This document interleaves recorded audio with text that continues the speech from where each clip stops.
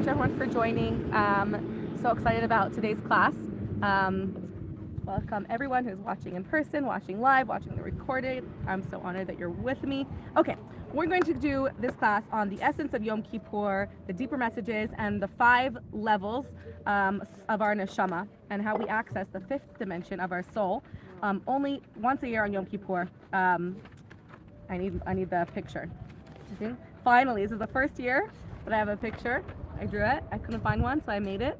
Of the 5 concentric circles of our soul. Okay, so we'll go through first we'll start with the history of Yom Kippur. So what happened on this day of Yom Kippur? The first Yom Kippur, is the right way? Yeah. The first Yom Kippur ever experienced, or the first time that Yom Kippur was a day of Slicha, was the day when, can someone else lower the music? Please, you don't, not you, you're yeah. Okay. What's so funny about that? But you could close it. I'm ADD and I cannot teach with the music. It's giving me such a headache. You can't live without the music. Well, I love the music, just not when I'm teaching. It's like, and this.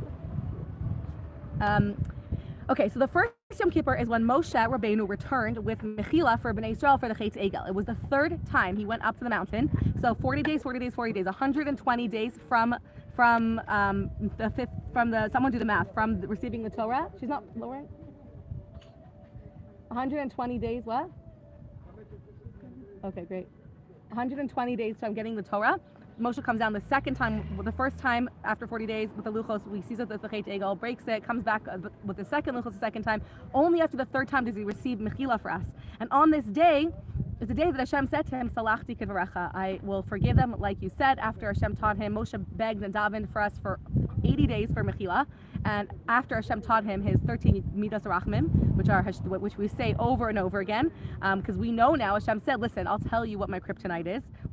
Like Superman's kryptonite is the one thing that could weaken him. Hashem says, I'll teach you my kryptonite. What will get to me? If you say these 13 midos, that will make my mercy overcome my din. So when he taught Moshe the 13 midos, which are Hashem, Kel Rachum, Mechanon, Erech Apayim, Varav Chesed, the Emes, Nosei Chesed, Lalafim, Nosei Aven, Vefesha, Vechata, Venake, right? These are the 13 attributes of Hashem's mercy. Moshe says them, Hashem forgives us, and Hashem tells Moshe, from now on, I want you to observe this day, the 10th of Tishrei, as a day of Mechila, because on this day, my Rachamim overcame my judgment. There was din and judgment, and according to din, they were deserving of Hashem saying, we're done here, right? Our marriage is over, you cheated on me, we're done. But Hashem says, because on this day, my Rachamim overcame my din, from now on, you're going to observe this as a day of Mechila, of a day of forgiveness. The forgiveness happens between us and Hashem, where Hashem forgives us, and that beautiful story, and forgiveness between us and fellow man. It's an opportunity to let go, to put everything in the past, to move on, to have a clean slate, and to let go of all the baggage and that's holding us down, by forgiving others, by having forgiveness in our relationship, by atoning, by returning to our core self. So it's a day of teshuvah and slicha and mechila. So that's the first Yom Kippur. Afterwards, in the times of the Beis Hamikdash and the Mishkan, Yom Kippur was observed with the avoda, with a different avoda than was every single day in the Mishkan. The main parts of the avoda was first the goral, the pur, right? Yom Kippur shares a same shoresh as as Purim, right? Purim and Yom Kippurim both have the word pur, and they both have a goral, a lottery that happened on that day. And the goral on Yom Kippur is the one where they had 2 goats. They had a lottery. One of the goats, when the lottery came out, it said it was la zazel. It wasn't a sacrifice that we do. Went down the mountain and it received any punishment that we would have gotten instead. And the other one said la Hashem, and it was brought as an offering for Hashem. That was the first, the main part. It was accompanied by all the Jewish people accompanying this great ceremony. Afterwards was a lot of karbanos brought by the Kohen Gadol. And the climax, the pinnacle of Yom Kippur, was when the Kohen Gadol once a year entered the room of the Kodesh Kodashim, the Holy of Holies, the innermost chamber of the where the Shechina was. It was such a pivotal moment, and he would daven for Mechila for all of Bnei Israel. And if he was meritorious, he would come, but he would bring the spice offering. If he was meritorious and he was clean of pure-hearted, he would come out alive. Otherwise, he wouldn't even come out alive. If he wasn't entered that space pure-hearted, then they would have to remove him with a string and have another Kohen lined up in case anything would happen to him, because it was such a pivotal moment. We don't have the Beis Hamikdash nowadays, so we don't have the sacrifices that they used to bring. But what do we do instead, right? So normally in the Beis Hamikdash there was, I think, 3 karbanos a day, or the karban tamid brought every day, the karban mincha brought every day. We learn from. Let me just open up my sources. I didn't even start yet. We learn from the Chachamim on Hosea. It says that, and the Gemara continues and says, what do we have instead of the karbanos? Unashalma parim sfatenu. What does sfatenu mean? Our lips are instead of the paros, instead of the cows, we bring our lip offering. So just like a sacrifice of the animal is brought, our sacrifice is our time, our effort, our kavana, our voda shabalev. It's a sacrifice to set aside everything that's going on and concentrate and focus and connect to Hashem 3 times a day. So those are corresponding the regular tefillos that we had every single day. On Shabbos, we have an extra tefillah to correspond to the extra carbon that was brought every Shabbos, which was which carbon? The carbon Musaf. Musaf means the additional. There was an additional carbon brought, and for that we have the Musaf tefillah on Shabbos, which is to replace that additional sacrifice. On Yom Kippur, there was even another sacrifice brought, or the avoda. I mean, there was other sacrifices brought. The Musaf was different for every Chag. So on Shabbos and Chag we have a different Musaf. On Yom Kippur, there was also the avoda, the spice offering, the minchas Torah that was brought in the Kodesh Kodashim. And for that, to represent that, which tefillah do we have? Ne'ilah, the 5th tefillah. It's the only day of the year that we have 5 davenings a year, right? We daven the entire day and night. And that 5th davening is to replace, or it connects and it accomplishes what Ne'ilah accomplished. So through tefillah, we're accomplishing that same level of sacrifice, connection, spiritual revelation that we had with all the karbanos. On Shabbos, we have the extra one, and on Yom Kippur, we have the 5th one. So that's how we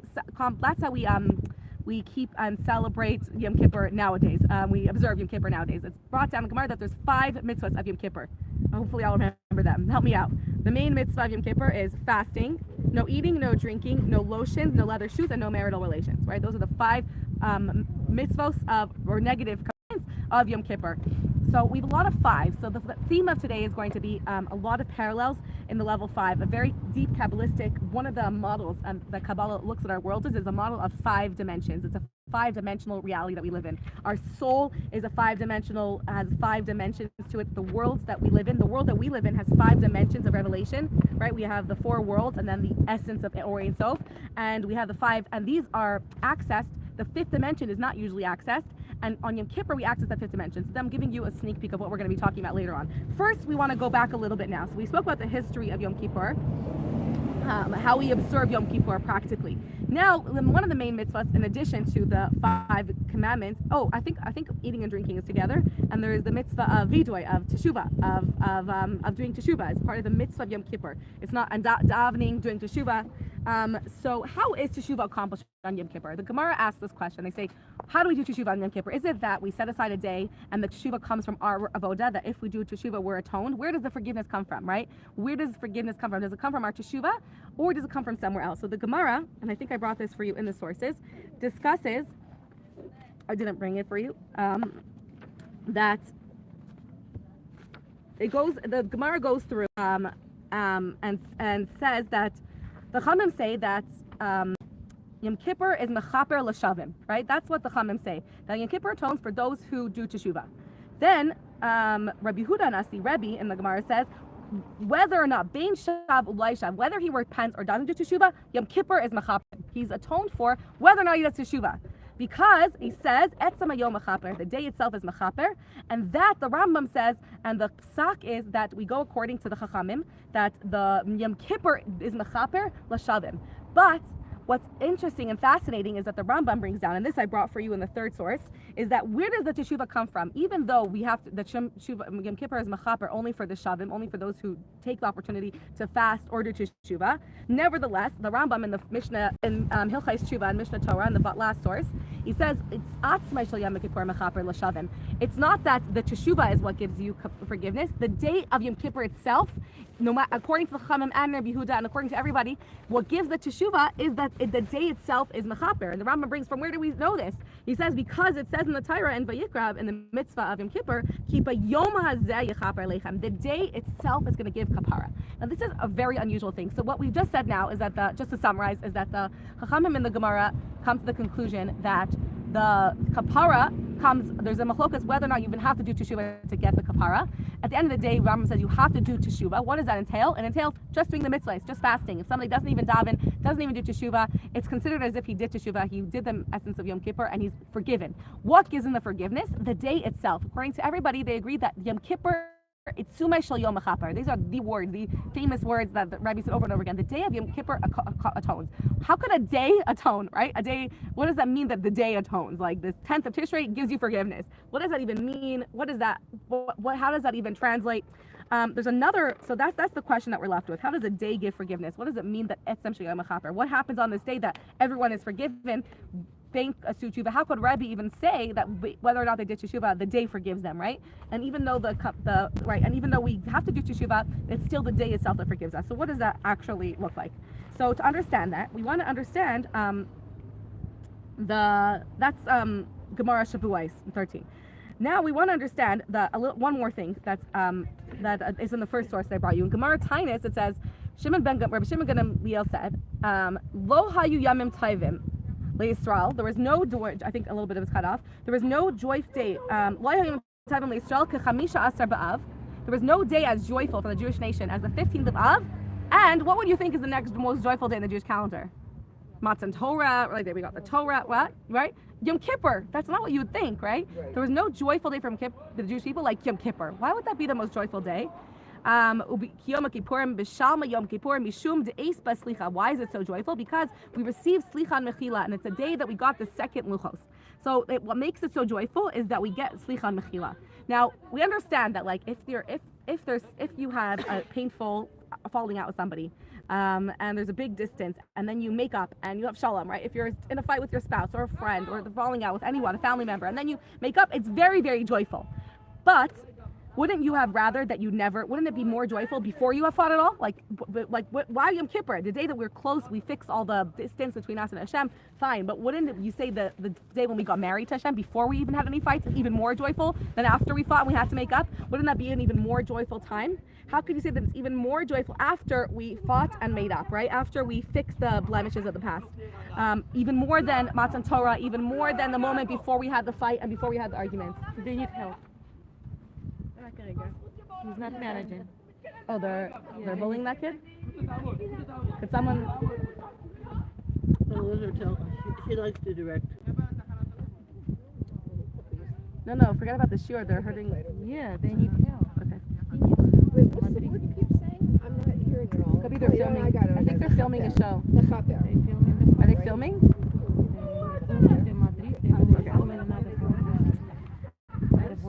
Go on. How do you translate mechaper? Oh, kapara is atonement. Okay, so mechaper is how But I the truth is that that's the deeper translation. The way that it should be translated is to cleanse or to purify. So it's usually translated as kapara. Kippur is atonement, but really it's cleansing. So let's go back. Sorry, I lost my train of thought with that. So my train is that we have this joyful day of Yom Kippur, which is very unusual to say that it's such a joyful day because we got kapara for our misdeeds. Why don't we just not have misdeeds to begin with, right? Now there's another place that also says that Yom Kippur is a joyful day. I brought this really fascinating source of halachas, that the halacha is that usually we make the bracha of besamim to comfort the neshama for the leaving of the other soul. Right after Shabbos, we make besamim because the neshama lost its extra soul that comes on Shabbos, and to comfort that pain of separation, we have besamim to comfort it. On Motzei Yom Kippur, we leave out the bracha of besamim because the neshama doesn't need comfort because she's so overjoyed from the closeness, from the slicha and mechila that she just received. Right? That says. The soul is in a state of joy and not pain because sins have been forgiven. Isn't that unusual and fascinating? So it seems like Yom Kippur is an extremely joyful time, which is interesting to know that the reason for fasting other times in the Jewish calendar is because of sadness. We're fasting because we don't want to eat because it's such a sad day. But in Yom Kippur, we're not fasting from sadness. We're actually fasting because it is such a beautiful, joyful day that we can't even, it's such a powerful moment that it's like a wedding day, that a bride doesn't eat or drink on her wedding day because it's such a powerful day. Like, who could even think about eating and drinking at a time like this? It's a time of such powerful connection that it's like beyond eating and drinking are so irrelevant and superfluous. It's a time to just focus on this powerful beauty of the day. So it's from joy and from connection that we're not eating, not from sadness or suffering. Not from, even though there is a mitzvah of inois nafshechem, the like not wearing leather shoes, but it's like to focus on what matters. So we're left with a couple of questions. First of all, how does the day atone? How does the day get forgiveness? And why is Yom Kippur such a joyful day?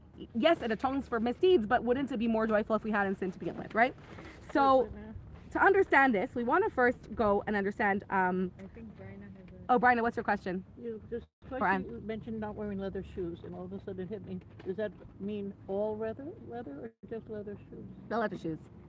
You can wear leather, just not leather shoes. Now the next question is, so to understand this, you want to understand what does it mean to have forgiveness. If we understand what forgiveness is, we can understand how a day could give forgiveness. So there's actually two parts to forgiveness. There's when someone does something wrong, there's forgiving the action. They're saying, I forgive the action, I'm not going to punish you. So that's avoiding punishment, like I forgive you. So but after forgiveness is given, the relationship, there's still in Kabbalah we call it the reshimu, the stain, the impact of the deed. So there's forgiving the deed itself, and then there's the remaining impact that is done. And every single type of somebody hurts somebody else, if there's a teacher who has a favorite student and the student acts out and bothers the teacher and does something terrible, the teacher could say, you know what, I forgive you, fine, I forgive you, I'm not going to punish you, but you're no longer my favorite student, right? You're not my favorite student anymore. You drove me nuts. You made me mashuka. You're not my favorite student anymore. So yes, you got forgiveness. So the two parts of forgiveness is one, the forgiveness where you don't get punished for it, right? I forgave the action. I'm not going to hold you accountable for it for a punishment. But the impact on the relationship is the second part of forgiveness. Now, this really answers a greater question. The greater question we have is that we're taught that we could do teshuvah anytime. Hashem is open to us doing teshuvah every single day of the year. Teshuvah is not just something that we do on Yom Kippur, yet it says that Yom Kippur is what gives us forgiveness. Can't we get forgiveness every day of the year? Anytime we sin, we do something wrong, we can ask Hashem for forgiveness, and Hashem forgives us. What is different about Yom Kippur's forgiveness than the rest of the forgiveness that we get at teshuvah during the rest of the year?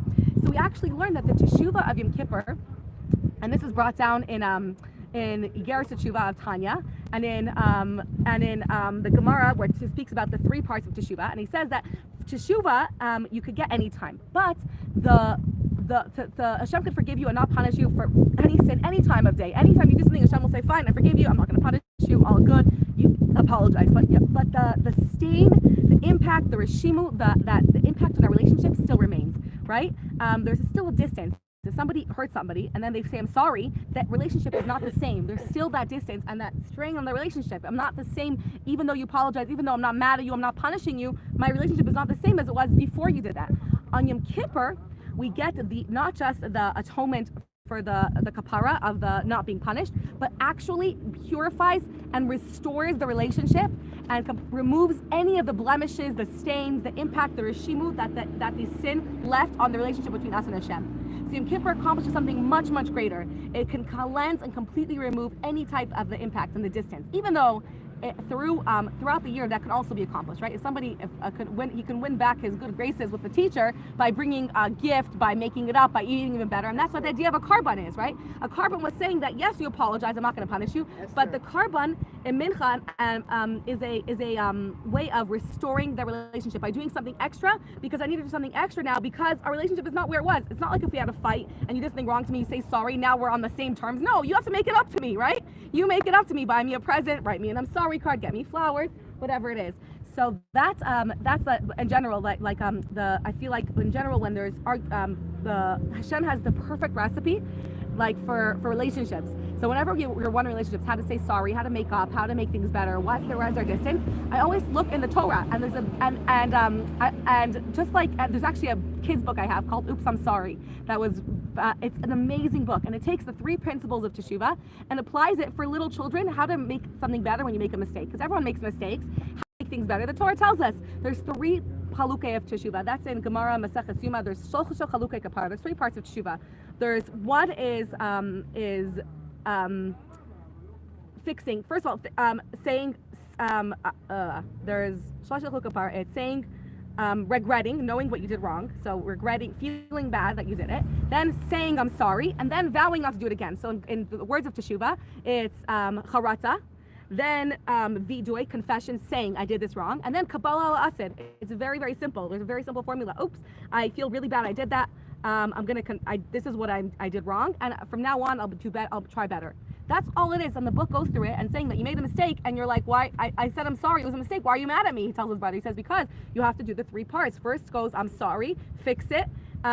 Feel bad, say I'm sorry, then fix it, and then try not to do it again. Say, oh, I'm sorry, and say what you did wrong, right? So feeling bad, saying what I feel bad for, and then saying I'm going to try better next time not to do it, right? That's like all we need sometimes. But even even after that, sometimes the relationship is not the same, and you're like, I did all that. Why are you still like not? Why aren't we the same as we were before? Because there's still a blemish. Even though I forgive you, I'm not mad at you. That distance is still there, and to atone for that, just as Hashem says to me, bring a mincha. That's what the karban does. The karban is giving an extra thing, extra of yourself. Go beyond. So that represents a relationship, either buying a gift, writing a note, or going beyond extra to restore that connection, to replace that gap, to fill that gap and that void between us. Go extra. You can't just continue doing what you're doing before and expect that the gap is going to be filled. So yes, we could do that all year. It takes a lot of effort, and we could restore, we could bring karbanos. But on Yom Kippur, something miraculous happens. So we're going back now to answer the question, what is forgiveness? There's different types of forgiveness. There's forgiving and not punishing, and then there's restoring that gap, that distance, and the reshimu, the blemish, the stain on our soul, right? A lot of times we see kapara as kinuach. It's actually, Rashi brings down that every time you see the word kapara, it means kinuach, which means cleansing. It means that you're cleansing. The word kapara on Yom Kippur means that whenever that yes, you're better, but there's still a stain on the clothing. How do you get that stain out? Yom Kippur does it, right? So Yom Kippur does is where it removes that stain, the impact, the reshimu, that distance, and it closes all gaps. Not only that, it's such a powerful level of forgiveness that it even works retroactively. That even in the past, you might say, on this day, I did something wrong. It's brought down that teshuvah accomplishes on Yom Kippur, especially, that retroactively on that place, if you do teshuvah, and you become closer from that argument, right? We had an argument, we had a distance falling out, but then we made up, we spoke about it, we really reconnected, we got closer, I put in the extra effort, right? Now we're so much closer that when we look back on that day, we're like, that's not the day that we had a falling out. That's the day that brought us even closer together now. That's the day that because of that argument, we're so much closer now, because it helped us get much deeper to know each other and to appreciate each other on a much deeper level, to accept each other on a deeper level. So that's what teshuvah accomplishes, that retroactively. The Rebbe says it's so powerful that on a place, if somebody did an avera, zonos nasulo kizyachios is what it says about teshuvah, that a zadon, an avera that's done on purpose, could become a zchus, a merit for him. So retroactively, what? Oh yeah, more coloring sheets. What do you think if someone dies on Yom Kippur? They were forgiven, or Coloring sheets. Anybody else? Could spread the markers. And the source sheet. I didn't give out. There's more sources as well. So the yeah, the source sheet. so how is Yom Kippur, Teshuvah on Yom Kippur different than other days? How was Yom Kippur what? How is Yom Kippur Teshuvah? How is the Teshuvah on Yom Kippur different than all days? On Yom Kippur, the stain disappears completely. It disappears. It's gone. Teshuvah, the mechaper, the kippur that comes, the kapar that comes in Yom Kippur, is that the stain, the impact, the blemish on our relationship with me and Hashem is gone. It disappears as if it never was. Not only that, in place of it is a zchus, is a merit, is a time of connection. It's like a time that you did a zchus, if you did a mitzvah then. Not that it becomes a merit, it becomes something that you elevated. And the example given for this in Chassidus is that somebody who was a Baal Tshuva, he ate treif, and then he did teshuvah, became religious, and now he keeps kosher. On those days, in his book of deeds, on the days that he ate treif, it's going to say that he did a zchus, he elevated that, because he was able with the teshuvah to elevate the energy and the chayas of the food that he ate and the non-kosher animal. He did something great on that day, because now he did teshuvah for it. That day becomes a day of greatness and a day of elevation. It's this crazy retroactive power of teshuvah to retroactively change the past from something painful to something positive. So now that we answered that, now we see how Yom Kippur teshuvah is different. We learned something even additional to this, that there's a pasuk in Chumash Devarim, Perek Lamed Beis, which might even be in, I don't know what parak we're in right now, but we're in Chumash Devarim, that says, Ki chelak Hashem amai, Yaakov chelak nachalasai. It says that Hashem, we are a chelak of Hashem, and Yaakov is a chevel nachalaso. That our connection to Hashem is like a chevel, it's like a rope. And it gives the mashal, and this is brought down, that our nachlar to Hashem is like a rope, a thick rope. What does this mean? If anyone ever heard this mashal, it means that Hashem, our bond to Hashem is like a thick rope made up of 613 smaller strands. A thick rope is made up of a lot of smaller strands twisted together. And our connection to Hashem is 613 strands strong. And if, God forbid, we do one avera, we impact the relationship, we weaken one strand, right? 613 things that's connected to Hashem. The mitzvahs are what bond us to God. And if we do one avera, the 613 transgress one of them, that means that our connection to God is slightly weakened. By weakening one of the strands is is snipped. It cuts off that connection. We're still connected to Hashem, but a little bit weaker. And our relationship with somebody else, it's the same thing. If I love somebody and then I do something that hurts them, if I transgress them, I do something that I know causes them pain, or if I do something, if they tell me that they don't like something and then I do it, or if they tell me they do like something and I do something every day. For example, if me and my beloved say I love you to each other every single night, and one night I forget, and one night I don't do it, then it's not like, oh, our relationship's over, but it's a tiny bit of weakening. And if this happens over a long time, if over a long time they just, all the things that bond us, you just stop doing those things over time, you're gonna be like, why is the relationship not as strong? Because there's things that keep us connected, and if we stop doing those things over time, our relationship will end, right? So every day that we don't do something in our relationship, right, that we normally do, every day that we do something that hurts our partner, even if it's a tiny thing, you're so unaware of it, but over time you're like, oh, our relationship is weakened because it's a tiny strand at a time. And our relationship with Hashem as well. Our relationship is 603 mitzvahs strong. We don't do one mitzvah every time. It just weakens the relationship just a little bit, right? Just a tiny bit. But here's the good part. The good part is that we could easily fix it. If we fix the mitzvah, if we do teshuvah, if we say, oh shoot, I forgot to do that, I'm so sorry, we repair that, right? If I could tell my beloved, oh, I forgot to do that, I'm so sorry, you know, I love you so much, then I repair that. And the repairing is very, very powerful, because in that place of that, so first of all, every mitzvah is one string thick, except there's certain mitzvahs that are core. There are certain connections we have to Hashem that if we transgress those, they're so core to our relationship with Hashem that it's like severing the entire, it's kares. Kares literally means cutting off. It's cutting off that entire rope. And there's only very few mitzvahs that will cause a person to have kares, exegesis, and this explains what it means to have spiritual exegesis. It means it's not like a punishment, it's just a natural consequence. If I violate the number one, non-negotiable in a relationship, if I cheat on you, then it's not like you're punishing me, it's just that I cut off that connection. There's no trust anymore. So if somebody violates eating chametz on Pesach intentionally to anger Hashem, or intentionally eating on Yom Kippur to anger Hashem, and few of the forbidden relationships, there are very few averos that cause kares. But if someone violates one of those intentionally, having one of the physical relationship with one of the forbidden relations, then that will cause their soul to just be completely cut off. The trust is broken. But it's not nishkein for fallen, we say in Yiddish. It's not a done deal. We can still restore it, even with kares. So that's the spiritual reason for kares, because you did something, a non-negotiable. Somebody cheats on somebody or betrays your trust. You shared with them a very, very personal secret and you betrayed their trust and told everybody it, right? That's it. Like, there's no trust. But repair is possible. But it's not the same as other mitzvahs. Just saying, oops, I'm sorry, I'm going to fix it, I won't do it again. You can't just do that. That doesn't work. And that's why regular teshuvah can't atone for fundamental things. Somebody in a marriage, if you forget to do something, if you don't do something, you could say, I'm so sorry, I forgot, I'm going to try harder. But if somebody cheats on somebody, you don't say, oh, I forgot, I'm going to try harder. That doesn't work. The trust is broken. What needs to happen is a fundamental shift, and that's what the teshuvah is brought down. It's called teshuvah. There's another type of teshuvah that could restore that. It's called teshuvah me'ava. It has to be like an entire change in a fundamental shift. Teshuvah that comes from deep love, deep regret, remorse, tears, through a deep shift in our understanding. So in a relationship, even when there's been trust broken, there is a possibility of repair, not just by saying I'm sorry. The person can undergo a teshuvah me'ava, deeply reckoning with himself or herself and realizing how deeply the impact it was, how deeply wrong they were, and really going through soul searching and having teshuvah on a fundamental level, they can restore the trust slowly but surely. So teshuvah me'ava could even restore one of the fundamental averos of kares as well, not regular teshuvah. Anyways, that was a tangent. Why was I saying this? This was to help us even more understand that that when one does teshuvah properly, in the place where that rope was weakened, that strand was weakened, it's how do we fix that strand? If someone cuts a rope in half and that strand is disconnected, how do we reconnect it? Tie it. You can't just put it on, you tie it, right? And to make it stay, you have a knot, a double knot. So what's fascinating, and now to help us understand, going back to the question of why Yom Kippur is even more joyful day than before we sinned, right? Why is it so more joyful? Because if you have the string is as strong as the string is, but if you separated it and double knotted it, that strand, that connection is even stronger than it was before, because now there's a double knot in place of where there was just a regular string. There's a double knot, an even stronger bond, an even more unbreakable bond than there was even before, and now your bond is even more strong than it was before. And that's why on Yom Kippur, on a day when yes we sin, yes we mess up, but now we do kapara, we reconnect, we atone, we ask forgiveness, we forgive one another, and the past is the past, then we have a much deeper bond than even before we sinned. Our bond, the bond of teshuvah, is a deeper bond with Hashem than the bond of Torah mitzvahs. So that leads me to this crazy beautiful teaching of Maimer or Sicha of the Rebbe on the 3 levels of connection we have with Hashem.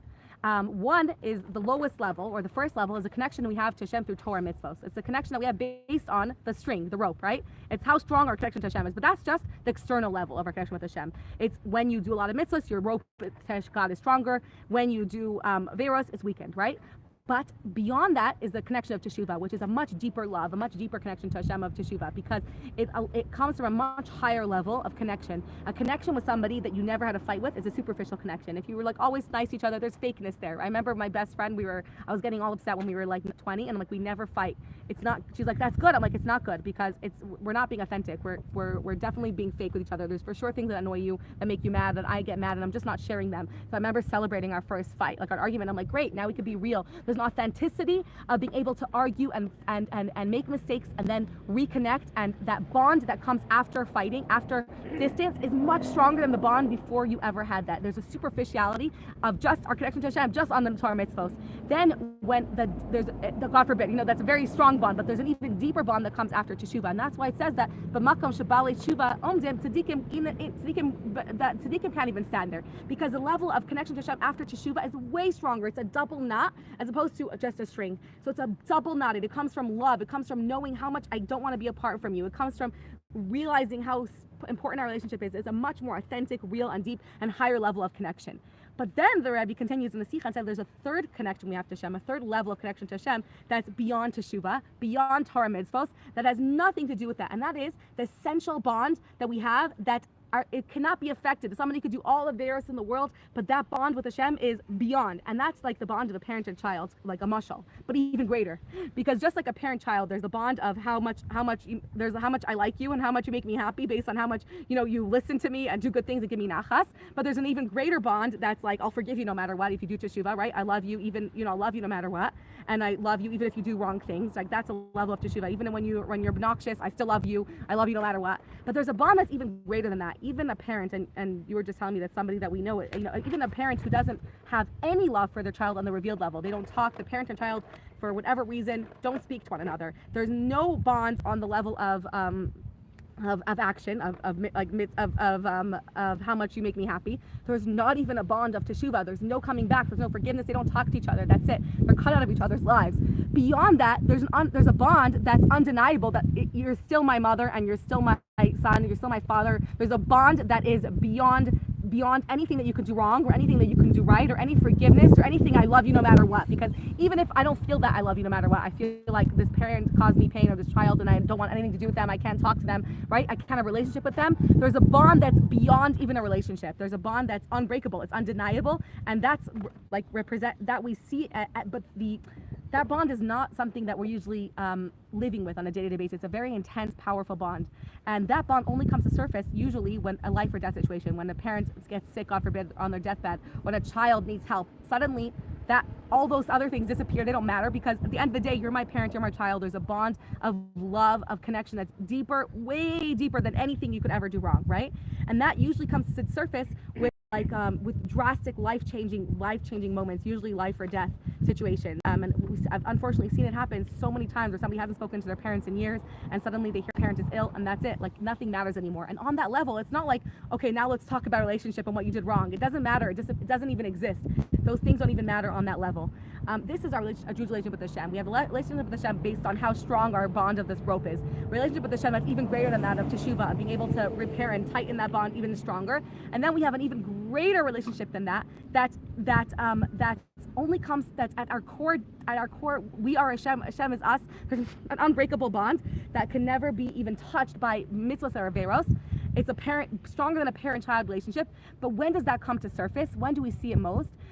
It usually comes to surface only with mesiras nefesh, life or death situations. When a Jew has no connection to God, suddenly he's told to convert, and he's like, no, I'd rather die. I'll give up my life. Right? We see stories upon stories of people who had no connection to God, but when it came to mesiras nefesh, to life or death situation, to conversion, to touching the core of their essence, they would never do it. Where does that come from? From that core connection that's beyond, I don't know God, I had nothing to do with him, that relationship with God, hurt me, made me mad, whatever it is.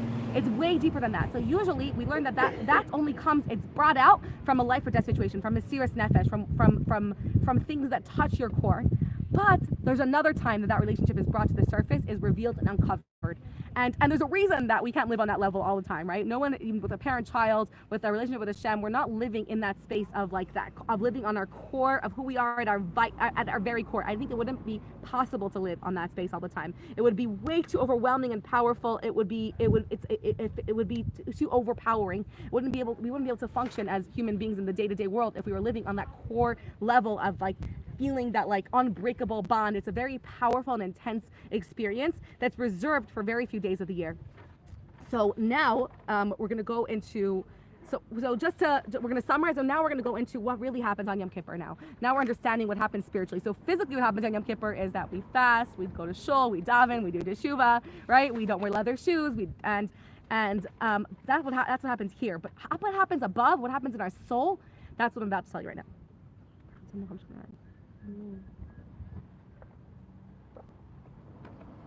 Okay, so here's what happens in spiritually on Yom Kippur. What's going on spiritually is that we're going back now to the teaser, going to this source sheet. If you don't have it, I'll pull it up. Of the 5 levels of existence. I need a coloring sheet. I gave up. No. Thank you. Okay, so going back to this, we have a 5-dimensional the reality that we live in, 5 levels of our neshama. So our neshama is a piece of Hashem, but as it descends to our body, and it goes through the 4 Olamais, the 4 worlds of Atzilas, Bria, Yetzirah, and Asiya, the 4 dimensions really of the reality that we live in. And as it passes through, it gets rooted in every single one of them as it passes through, and then it goes into our soul. And that's how this soul, that's just a piece of God, develops 5 layers to it. 5 layers or 5 dimensions or 5 different levels of 5 consciousness, levels of consciousness of our neshama. So this is what they are. The first consciousness that we live in, on a day-to-day basis, we live with nefesh, ruach, and neshama, the first 3 that are enclosed in our body. So in this thing, there are 5 layers. The outermost layer of our neshama, that the Rizal says that when you're born, you only receive this layer, that you only receive this layer or this consciousness or this element of connecting to your thing is the nefesh. So we have, just to tell you, the 5 levels of your soul, the 5 consciousnesses of our soul, the 5 dimensions of our neshama or layers. The first one is nefesh, then ruach, then neshama, then chaya, and then yechida. Nefesh, it means our physical, or the soul that is felt in our, that gives chayas to our physical body, to the world, and it's connected above to the world of Asiya. And that's why in the circle we have it's connected, and it comes from the world of Asiya, which is the world of action, the world that we live in, the world that we see with physical creation. There's only one world that has a physical beings that have tangible physical things. That is the world of Asiya, and that's where nefesh comes from. And therefore nefesh is what gives chayas to a body. The difference between a corpse and a live body is a nefesh. A nefesh is what Hashem breathed into Adam. He created Adam, then he breathed into his body a soul. That was the nefesh. A breath of life. It gives chayas to our body, to the world of action. So most of us, the Rizal says, start off our life experiencing the world through our nefesh, through our body, through our actions, right? Through the world that we feel. If we work on ourselves and we merit, the Rizal says, then we get to be in touch with Hashem, gives us access. We can access our ruach. The ruach is the next level, the inner, goes deeper and deeper into our neshama. The deeper level of our neshama, the next layer, is the consciousness of the level of Yetzirah, and that's the ruach. The ruach means spirit, and that's the part that that's connected most to our emotions. And the level of Yetzirah is where Ava and Yira and Malachim exist, so it's where there's form, but there's no tangible existence. It's a deeper, and I give an entire class on the 5 worlds and the 5 levels of consciousness. It's a very powerful Kabbalistic idea. I can even link it and send it out, but it's another class of Kabbalah. So I'm just giving you a brief summary. If you don't understand it fully, that's okay. We're just giving like a shorter version of it. So the next level is, so the ruach gives chayas to our emotions, to our ava, to our yira, to our feelings. It's a deeper level of reality. It's a reality where we could feel godliness even more. It's beyond just the body. It's not just physical things that we see with our eyes and we can touch and feel. It's a level that's in our feelings, things that we can feel, things that we can sense in our emotions. And that's connected to the world of Yetzirah, the world where the Malachim come from, where the Malachim have form and even a figure, but they're not touched, they're not tangible. You can't touch them, but they have form, they even have a visual, they're even seeable to some people. The next level of our neshama is also in our body. It's a level of neshama. So we have nefesh, we have ruach. The level above that, or level deeper than that, is level of neshama, which is connected to our intellect. It's an even more powerful or more and that comes from the world of Bria, the world of souls. Neshamas come from Bria, and that comes from the souls. And in the spheros, by the way, just so you know, in case this matters to you, Neshama is connected to Chabad, to our intellectual faculties of Chachma, Bina, and Das. And in Bria, the primary one of the spheros is Bina.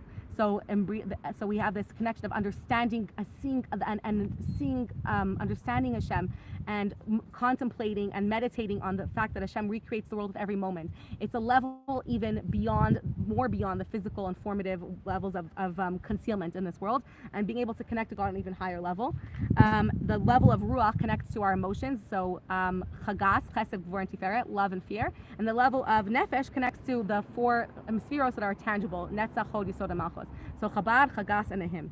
So these are the three parts of our neshama that we access that we could tap into or could access on a daily basis. The part of our soul is divided up. It's a part of our soul that gives animation to our body, to our actions, to the physical, our physical body. There's a part of our soul, the ruach, that we can tap into. If we tap into our emotional connection to Hashem, we can access that in avodas Hashem through tefillah and through ava and yira, through evoking our emotion and the love through Hashem, through contemplating the love that Hashem has for us. And then above that, we can also access our neshama even. And neshama is a much deeper level, and it takes, we can access that through learning Torah, through our intellect, through contemplating on the deep ideas of Hashem recreating the world, through contemplating deep ideas of Torah and Chassidus. We can access even the level of neshama, the part that can animate our intellect, which is even on a higher level than our emotions, a much more powerful and higher level on our emotions. What's fascinating is that the Rizal has, there's a teachings of the Rizal in the book called the Shar HaGilgulim, which are the books of reincarnation. Gilgul, when you ever heard the word of Gilgul, which means that a soul is a reincarnation, what's fascinating is that the word Gilgul is also Galgal, which means a circle and a wheel, which is really fascinating because the neshamas come in wheels. And the Gilgul, the Rizal teaches, why is there the need for a reincarnation? Because we come here to purify and elevate all the levels of our soul. So when you start off, we have to purify, our actions, first what we do, and to purify that and work on every one of our actions. That could take more than one lifetime. It could take many, many lifetimes. And a Gilgul is when a soul reincarnates over and over again in many lifetimes until she first can perfect all of her actions and work on purifying all of her actions. Then she then she goes to the next layer and purifies her emotions, her midos and her emotions. That could take many Gilgulim as well. After that is done, then she can access and purify the levels of her neshama, her intellect, what she thinks about, the purity of her thoughts, right? Thinking positively, thinking good about people. Only then there's more reincarnations until a person can elevate all those levels. Really, those are the three that we elevate. The other ones we don't really necessarily need to elevate. So that's what a Gilgul is for. Reincarnation comes until we work on elevating all these levels of our soul. That's literally what the Gilgulim come to work on. And if somebody's a crazy tzaddik, they can maybe elevate all parts of it in one lifetime, which is very rare, and then they won't have to come back down again because they've done, and that's like a tzaddik's life is complete. If you use every single moment of every single one of his life to work on every single aspect of elevating first his nefesh, his actions, then his neshama, his emotions, then all of his thoughts, and then he doesn't have to come back into a Gilgul. But most of us were reincarnated for many, many, many, many generations because we're works in progress, and we're supposed to be, right? So that's just a little bit of a tangent into what a Gilgul and reincarnation is, and what in one of the core ideas of Kabbalah of Gilgulim, of reincarnations. Okay, so going back, so now we have what's fascinating is that we access these three through the three tefillos that we have every single day. Every day we have three channels to connect to these three levels of our neshama. We live mostly in these three aspects. These are the ones that affect our body, our mind, our heart, and our body, right? And we access it through Shachris, Mincha, and Ma'ariv every single day. So the three tefillos represent the three levels of our neshama that we access on a normal basis. The next level above is called the Chaya. That comes from the world of Atzilus, which is the world of emanation. It's beyond even creation. Bria is where creation begins. It's the world of just godly light and godly emanation. This is a very high level. Our Chaya is the part of our neshama that gives chayas to our spirituality, to our transcendence. It's our transcendent parts of our psyche. So in physical, in like day-to-day terms, it's like our aura, not even beyond our mind, heart, and body. There's our energy that extends around us. The chaya is that energy that's not even in our body. Our chaya is a part of our neshama that's actually above our body, and it's referred to many times in the Torah or as our mazel. When you have your mazel above, sometimes you know something, or in modern day we call it our intuition. When you just sense something, where does that sense come from? There's brought down in the Gemara that you sense something, you feel something intuitively, you know it. How do you know it? Because your soul above sees it, your soul above senses it, and that gives you your intuition, that gives you your sixth sense. So your sixth sense, your extrasensory perception, is because you have a part of your neshama that's even above your body, that sees even what you can't see tangibly in your mind yet, and then you can perceive it in your other faculties of your soul. So this is called our chaya. Our chaya affects our aura, it affects our energy. Energies are real things, right? When you feel somebody's bad vibes, bad energy is actually tangible. It's something that extends around a person as long as they're alive. They're energy fields. We have energy fields. Some people's energy fields are smaller, some people take up a lot of space with their energy, and energy is very, very broad and around them. But energies are tangible, are actual things. They're not physical, but they're real existences.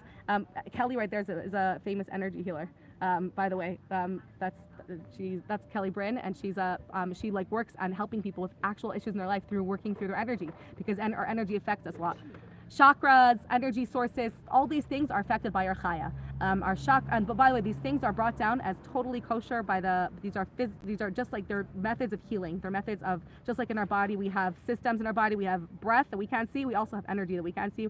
We also have chakra centers, we also have chi, whatever it's called. We have our chi energy, we have our crystals that purify energy. All these are legitimate in the Torah. Not only that, the Gemara even discusses carrying crystals or gems that affect our energy, because like we even see it in the Kohen Gadol would wear gems that were connected to different energies, like the ruby affects fertility, it affects the energy that we bring to us, and it's even discussed whether or not you can carry gemstones on Shabbos, whether it's considered carrying. But the Chachamim would carry gemstones. So our energy is a real thing. Our aura, our vibe, our centers of energy, all this is affected by our chaya, the soul, the part of our soul that's beyond our body, that's our transcendence, that's our spirituality, our much higher connection to Hashem. And we access this specifically, sometimes we could tap into this, but we access this on Shabbos. On Shabbos, we have a fourth tefillah, because on Shabbos, we learn that all of the worlds ascend a level. So if normally we can only access the worlds of creation and under, Bria, Yitzir, and Asiyah, on Shabbos, we learn that all of the worlds go up one level. So the world of Asiyah ascends to the world of a level of Yitzira, Yitzira to Bria, and Bria to Atzilus. We can now live on this higher level and higher dimension of tapping into a much deeper level, a higher level of consciousness, a higher level of connection. And that's why on Shabbos, we have an extra tefillah of Musaf, the fourth tefillah, because that's how we access through that tefillah, or through the effects of tefillah and the Shabbos, we access that fourth level of our neshama, of Yechida, through Shabbos and Yom Tiv. So we access our chaya, sorry, not Yechida, we're up to chaya. Chaya means life force. It means chaya means life, right? So that's a level of Atzilus.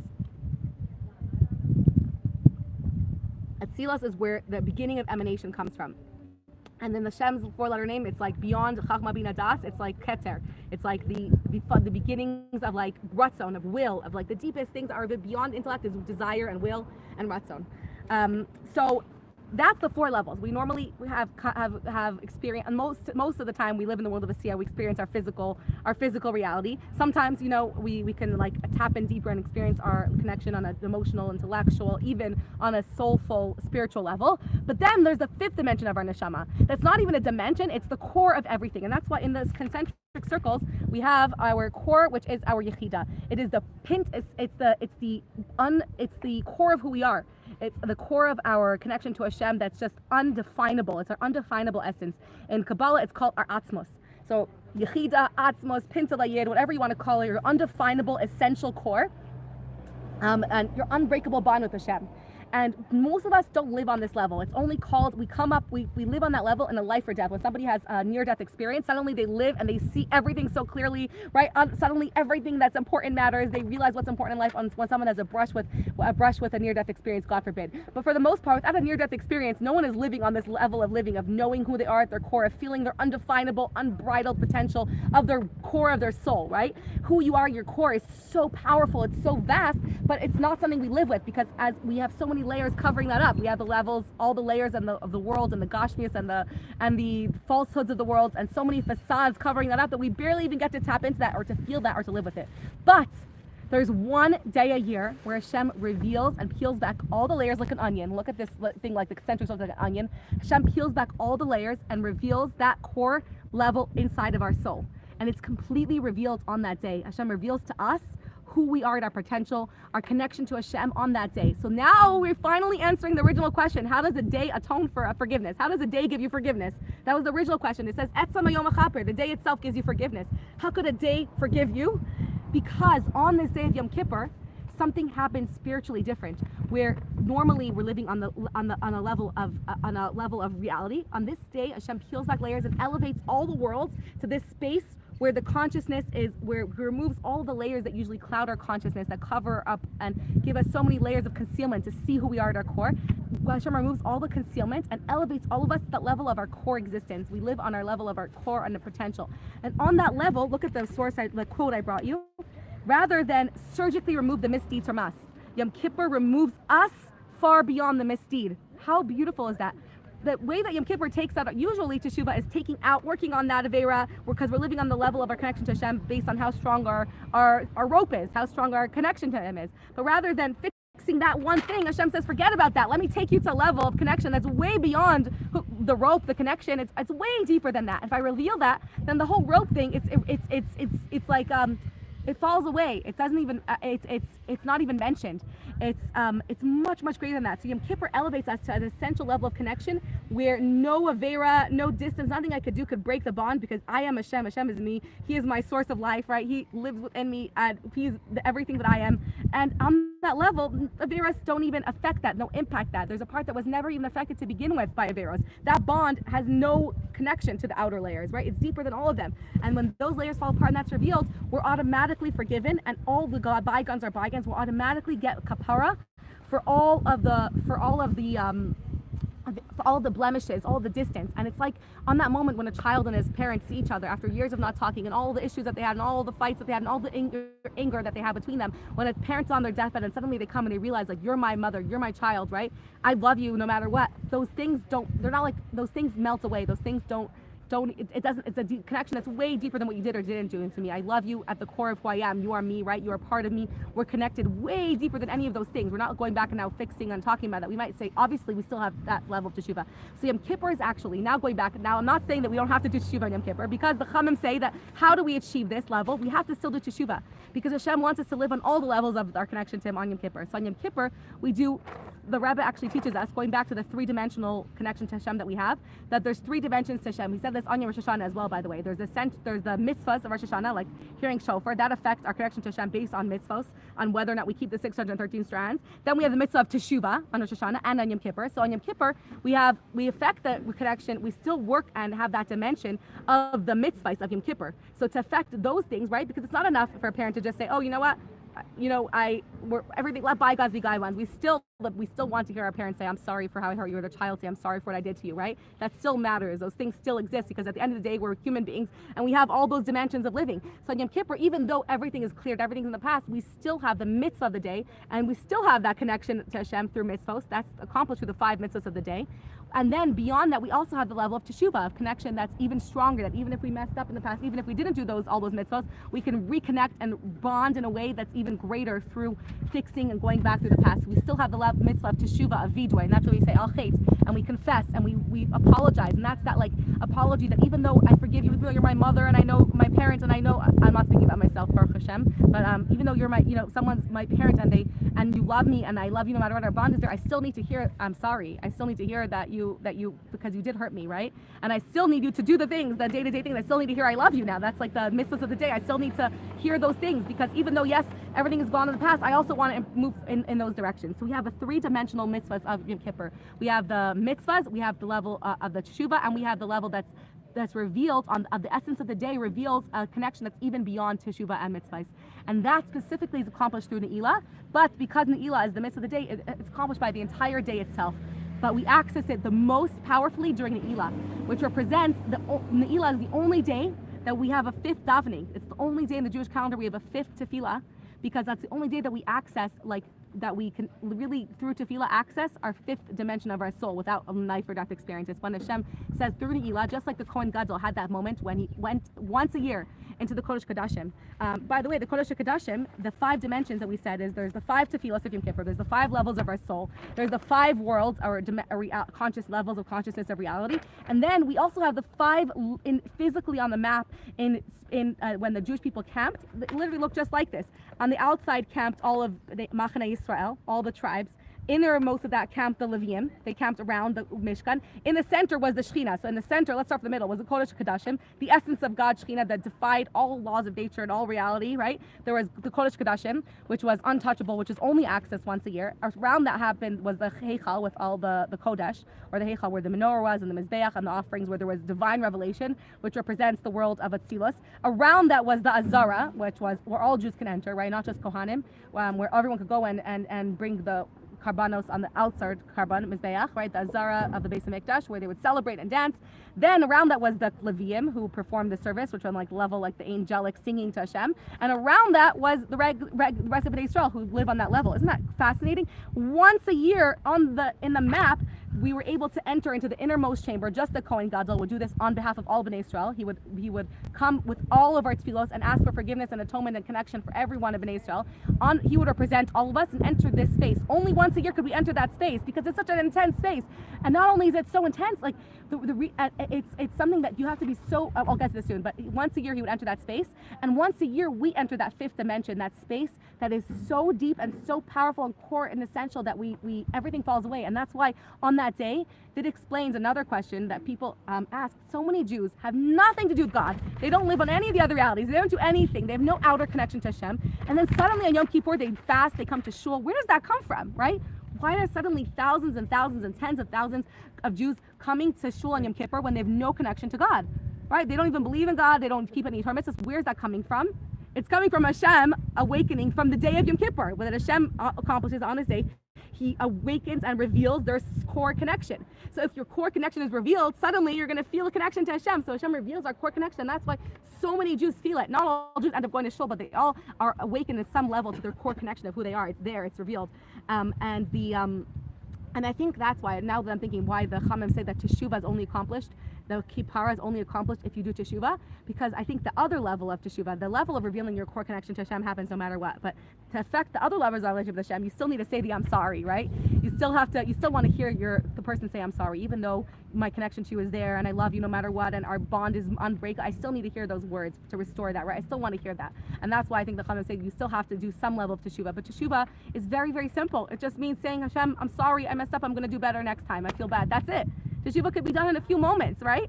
It could be done in a moment. It says Teshuvah could be done with a hearer, a moment before someone passed away. If they think for a moment how bad they feel and that they want to do different, that's it. They're forgiven. Teshuvah is just about regretting and restoring that connection. Going to a little bit of psychology, like if so many people I know have like lived their whole life with baggage and trauma from the pain that their parents caused them, knowingly or unknowingly, because we were so impacted by our parents as children. And so many people I know were healed within one I'm sorry from their mother. Someone said their mother said something. It wasn't even like I'm sorry for everything I did. It's like someone told me that if she said this at a group setting, my mother told me that if I had known then what I knew now, I would have done things really differently. And that enough healed, like she said, that was more than 10 years of trauma therapy, because just hearing her mother say, I wish I would have done things differently, healed. And her mother wasn't even an abusive mom. It was just parents who lived, Holocaust, generational trauma, not saying I love you, not being, but we hold on to so much. And just hearing a parent say, if I wish I'd done things differently, or if I knew then what I know now about, emotions, I would have done things differently. Just hearing those words, she said, was 10 years of therapy. How powerful is just to hear her of Teshuvah, a moment of, I wish, if I could have done things differently, I wish I had done things differently. How amazing would it be for every one of us? Because every one of us is so impacted by our parents. Even if we still talk to our parents and we love them, we know they love us, we're also impacted. Imagine we could hear all our parents say, and that's the power of nowadays, that we know how powerful it is to say I'm sorry to our children. And that's why it's so amazing just to say, I wish I hadn't done that. I love you so much. I wish I hadn't done that.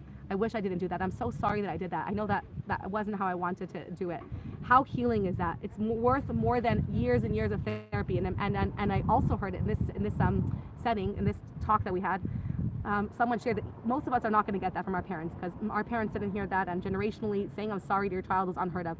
So most of us are never going to hear any sort of I'm sorry from our parents. We're going to be different, but most of our parents are in a generation where that doesn't even exist. It's not something possible for them because of their experiences. But what we could do, but what could replace that, just because we're on a tangent here, what can replace that is being seen by somebody else, by having any other person, even Hashem, bearing witness to your pain and seeing you meeting you and seeing you in your pain.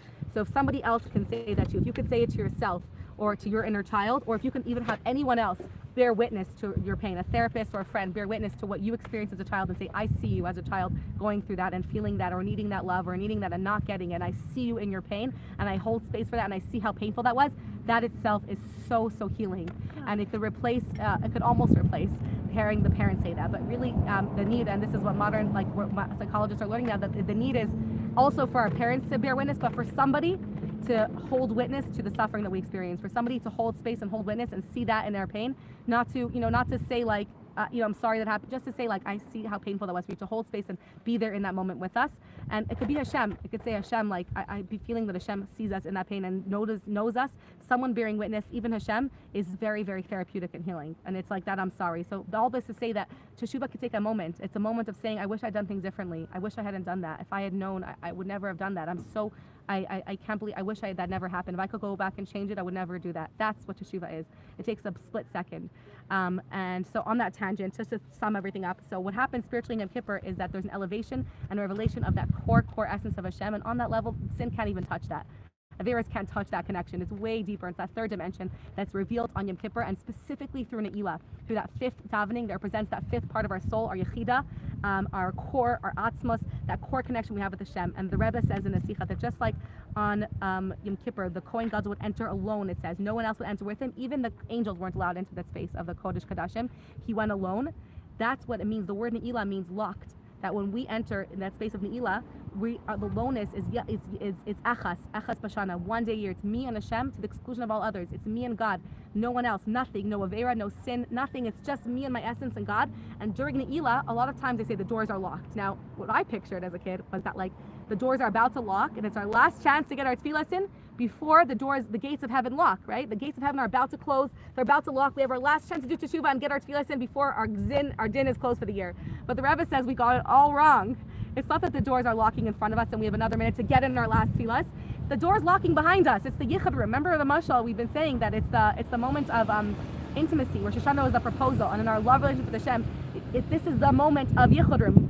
Yom Kippur celebrates that connection that we have, that one is our wedding day with Hashem, that white. The white of a wedding is the white of Yom Kippur. We wear white. We have that. It's the white represents that's like beyond all colors. It's a deeper connection that's deeper than anything. It's beyond any divisions or colors. That connection is revealed on this day. And just like in the yichud room, it's that moment where it's me and my beloved. No one could be in that room. Witnesses have to come in and make sure no one's in that room. That awkward thing, right, before the yichud room, where witnesses come in and check the closets to make sure no one's in the room, because it has to just be me and you alone. That's what happened to Kodesh Kodashim. They made sure nobody was in that space. And the Rebbe says that we accomplished that through Ne'ilah. What the Kohen Gadol, the connection that he had for us in the Holy of Holies, in Ne'ilah, we have that connection with Hashem, each one of us individually. How crazy is that? We are entering the Kodesh Kodashim with Hashem, and the door locking in Ne'ilah is the door locking behind us. Like in the yichud room, the door has to be locked. No one could come in. When the Kohen Gadol would go in, they would close the door and no one could come in there. No one could come in that space. Nothing enters that space. There's just you and Hashem's listening to you. You can say whatever's on your heart in however language you want. You can cry to Hashem. You can tell Hashem how much He hurt you. You can say whatever you want on that level. It's you and God, and the doors are locked behind you. No one could come in, and no one could enter that space. That's what Ne'ilah is. And so let us all just one more thing is that to enter, the reason this gives us a deeper understanding of the reasons that for fasting is that because we're entering such a vulnerable state, right? It's like on Shabbos we're saying Rosh Hashanah, when you get a scratch on a part of your body, it hurts, but it's not like it's not dangerous. But if somebody scratches their brain or gets a bump on their brain or an eye, that's much more sensitive and vulnerable. The external organs are much less impacted by a tiny dent than the internal organs. So as we're going to internal connection to Hashem, the external layers of Hashem are affected, but when we go to the innermost connection of our soul, we have to be so much more careful. When someone is dealing with any internal organ, anything could impact it. Any rupture is super dangerous. So because we're going to we're having this like surgery and like we're peeling back all the layers, and Hashem is removing all of the coverings and all the facades and going to the innermost organ, the innermost Berusa Deliba, that like bond that's like so deep and essential. That's why we're so careful on Yom Kippur to refrain from anything that could impact that. We don't eat, we don't drink, we focus solely on davening. We want to make sure that nothing could touch that, because we're going to such a fundamental level where we can be so impacted, and it's such a vulnerable state, and it's such a careful place we have to be in. That's a little bit more of why we're being like angels on that day. That's why we're moving ourselves from so many things, because we're entering such a core level. And a lesson I heard from just to end off with a lesson from Simon Jacobson is that a message that we can take from this practically for like the rest of the year is to so often we don't know our own potential, right? We don't know how deep our soul goes. And so often the solution to a problem is less about actually knowing what to do and more about feeling capable. And he said, who's more suited to fix an issue? Someone who actually has more tools but doesn't feel any confidence, or somebody who's not as capable but feels totally confident to do it? The person who feels more confident to do it, more capable, more is going to be much more successful at fixing it than the person who might have the cool tools but doesn't feel like, doesn't know what he has. He doesn't know that he has the potential. He doesn't feel good about it. Doesn't feel confident to do it. I think I shared this before about my depression, feeling like I had all the tools there, but because my depression clouded my mind, I literally felt like I didn't do anything. I didn't feel like I could. I never gave a talk. I stopped teaching. I stopped for bringing with people. I didn't do anything anyone asked me to because I didn't feel capable of it. And on this day, Hashem allows us to see the depth of our potential, the depth of our power, of how powerful we are, how great we are at our core. So on this day, we could take this as an opportunity to just glimpse the depth of our greatness, how Hashem sees us, the unbridled potential, that how we are at our core, that's beyond anything we might have messed up over the years. All of our past mistakes don't matter, because we still have that. We still, no matter how, the age doesn't matter, how many years of mistakes we made doesn't matter, because we're tapping into a level of our core potential that's beyond time, beyond mistakes, beyond, we could start beyond looking at like, oh, how many years we wasted. It doesn't really matter at this level. So it's a time to tap into our soul and see ourselves, and hopefully imbue us with a sense of knowing how powerful we are, because half or more of being able to accomplish in this world is just knowing how great you are. So it's it's an ability to see how great you are, how great Hashem sees you in this day, and also to look at other people. And that's what the Rebbe tasked every single shliach and every single Jew, to look at another Jew and to look at him not just as the outer layers of what he accomplished in his life, how much money he has, how he looks, his emotional state or his mental state, to look at his that powerful soul. The Rebbe looked at every single person and saw a gem. He saw this powerful soul. Don't even look at their age or what they've done in their life. Look at their soul. Look how much potential there is there. Look how much beauty. This is a powerful, beautiful soul. I mentioned sometimes my Chabad shliach, the first shliach I ever worked, one of the shliachim I worked for in Toledo, Ohio. I hope he doesn't mind me mentioning him. He blew me away, and that's when I said, I have to go on shlichus. His name was Rabbi Shem Tov, and he has a community, a very, very small community, barely have a minyan. And the way he greeted, there was a Jew who came in, an older man, who had zero money to his name, and he was, I think, he was a Holocaust survivor. When he walked in the shul, the rabbi greeted him as if he greeted like a millionaire, most famous donor, biggest donor in the world. He was like, you came, but he didn't just say it on the outside. He meant it with his whole heart and soul. Every Jew to him was this great neshama that he has the opportunity to see, to hug, to touch. He was like, we have this, hey, look at you with us today. I'm so happy you came.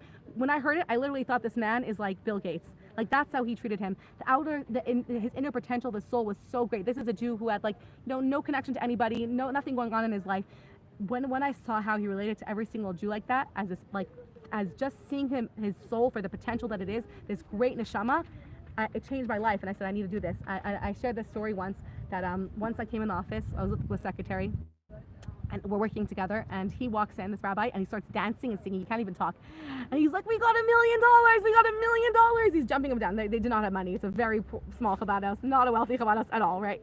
And he's jumping him down. Me and like, where do you get $1 million from? And he's like, a Jew put on tefillin, who never put on tefillin in his entire life. And he's literally dancing up and down, singing, as if he got $1 million. Like, he's singing, we got $1 million. Like, he had more joy than if he got a check for $1 million, that he felt like a Jew put on tefillin and connected to Hashem for the first time in his life.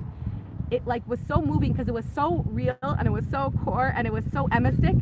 I call him like a shtetl Jew. He lives in like just the world of atmos, of essence, of not seeing all the external layers, of looking at everyone, how the Rebbe wanted us to, how Hashem sees every person. So on this day, we can see ourselves for who we are at our core. We can see everyone else for who they are at their neshama, and hopefully take that into to the rest of the year. L'chaim, to a very connecting Yom Kippur, living and feeling our fifth connection, being able to tap into our yechida shebenefesh, the essence of who we are, and bringing that in for the rest of the year. Thank you so much for joining. Thank you very much. Yom Kippur is my best